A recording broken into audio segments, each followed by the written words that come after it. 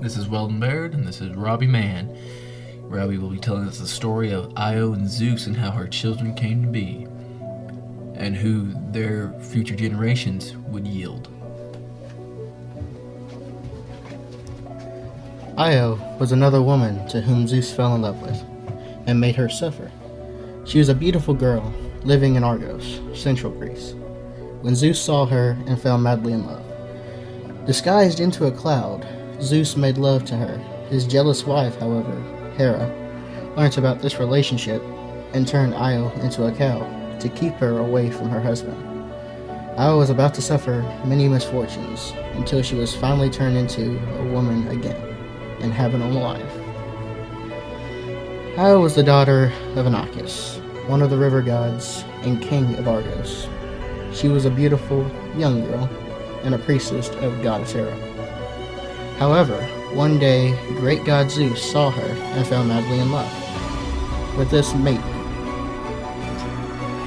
Io was constantly avoiding his amorous attempts until Zeus took the form of clouds, surrounded her, and made love to her. Unfortunately, his jealous wife, Hera, learned about this relationship and turned Io into a white cow to punish her and stop them from getting involved. Io was tied to an olive tree in Heroin, the holy temple of Hera outside Argos, and the fierce hundred-eyed Argus Panoptus was guarding her and keeping Zeus away.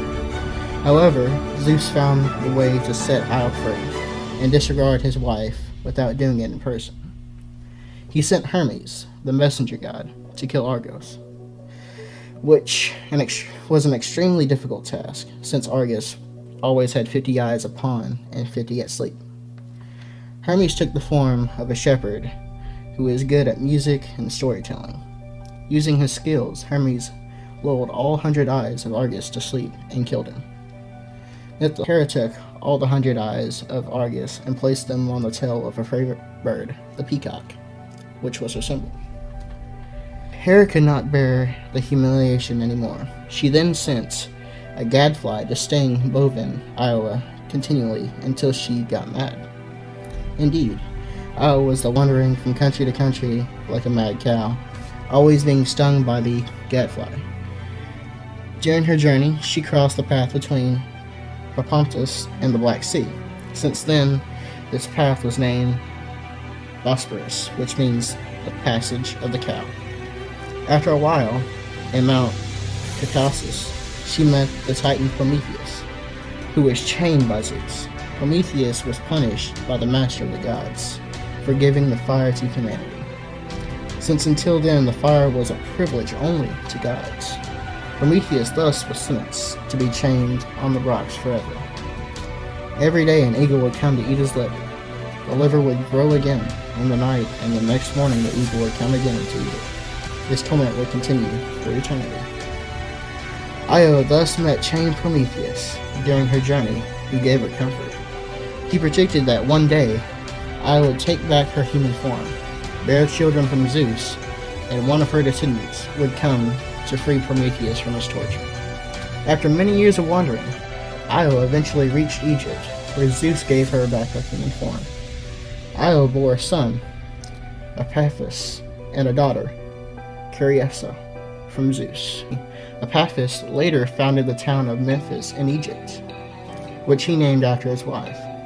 Cariessa mated with the sea god Poseidon and gave birth to a son, Byzas, who would later found the town of Byzantium, now known as Constantinople. Io eventually married Telegonus, the king of Egypt, and their grandson Danaus would return to Greece with his 50 daughters, the Danaids.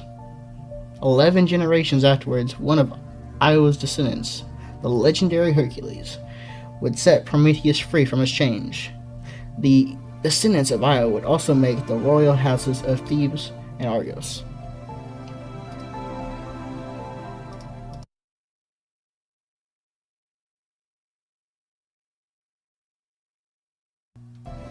Thank you, Robbie Mann, for telling the inspiring tale of Io and Zeus and how the future generations of heroes would come to be born.